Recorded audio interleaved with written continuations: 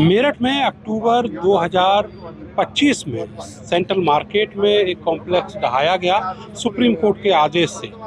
इसके बाद में बीजेपी के नेताओं ने काफ़ी पहल की और ये दिलासा दिया व्यापारियों को कि वो लैंड यूज चेंज करा देंगे।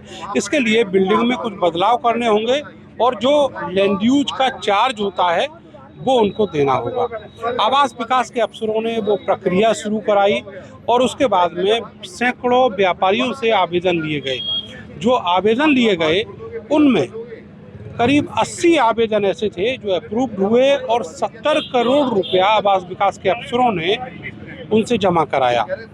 उसके बाद सुप्रीम कोर्ट से आदेश आया और अब सीलिंग हो रही है। तो 70 करोड़ रुपया जहां पर आवास विकास का खाता था जिस बैंक में, पंजाब नेशनल बैंक में, वो पंजाब नेशनल बैंक यही है जहां पर 70 करोड़ रुपया जमा हुआ। लेकिन अब दुर्भाग्य की बात यह है कि ये जो बैंक है, ये बैंक जिस बिल्डिंग में है वो बिल्डिंग भी सीलिंग की प्रक्रिया के अंतर्गत आ गई है और अब यहाँ पर ये जो बैंक है इसका पूरा सिस्टम यहाँ से अलग अलग बैंकों में शिफ्ट कर दिया गया है।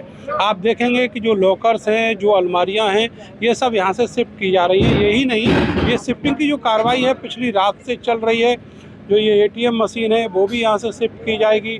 बाकी जितनी सारी चीज़ें हैं वो सब यहाँ से शिफ्ट की जा रही हैं। 2 अलग अलग ब्रांचेज हैं, वहाँ पर अब ग्राहकों को सेवाएँ मिलेंगी।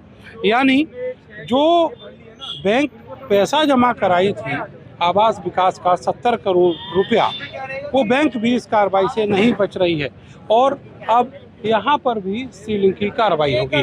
आपको बताएं केवल यही बैंक नहीं और बहुत सारी बैंकें हैं जो सील की जा रही हैं इसी प्रक्रिया में और जो भारी भारी सामान हैं उनके वो सब लाद दिए गए हैं। लॉकर्स हैं, अलमारियाँ हैं बड़ी बड़ी और जिनमें कीमती सामान रखे हुए लॉकर्स हैं सारे के सारे, और ये सब लाद दिए गए हैं छोटे छोटे ट्रकों में।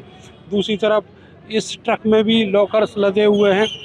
मैं जैसा बता रहा था आपको कि बहुत सारे बैंक ऐसे हैं जो यहाँ से शिफ्ट किए गए हैं, बहुत सारे स्कूल ऐसे हैं जो बंद कर दिए गए हैं और बहुत सारे बैंकेट हॉल बंद किए गए हैं, अस्पताल बंद किए गए हैं। और जैसे इस बिल्डिंग के ऊपर ये सीलिंग की है आवास विकास ने, इसी तरह की सीलिंग जो है वो अब पंजाब नेशनल बैंक की ये जो बिल्डिंग थी इस पर की जाएगी। तो ये जो सीलिंग की प्रक्रिया है ये सुप्रीम कोर्ट के आदेश से की जा रही है।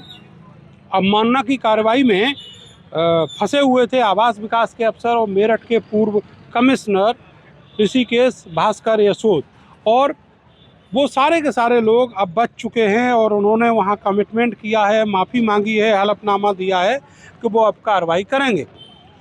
कमिश्नर ने एक आदेश जारी कर दिया था सुप्रीम कोर्ट के आदेश के विरुद्ध और उस आदेश की आड़ में आवास विकास के अफसरों ने ये कह दिया कि कमिश्नर का आदेश जारी हो गया, तो उसकी वजह से जनता में एक मैसेज चला गया और फिर जो आगे ध्वस्तीकरण की कार्रवाई थी वो नहीं हो सकी।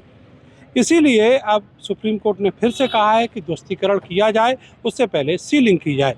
44 ऐसी बिल्डिंग्स हैं, संपत्तियां हैं जो चिन्हित करके आज सीलिंग की जा रही हैं और आगे भी ये जो कार्रवाई है वो जारी रहेगी। सीलिंग के बाद ध्वस्तीकरण का जो स्टेप है वो सुप्रीम कोर्ट के आदेश से अनुपालित किया जाएगा। कैमरा सहयोगी सानू के साथ में नरेंद्र, भारत समाचार, मेरठ।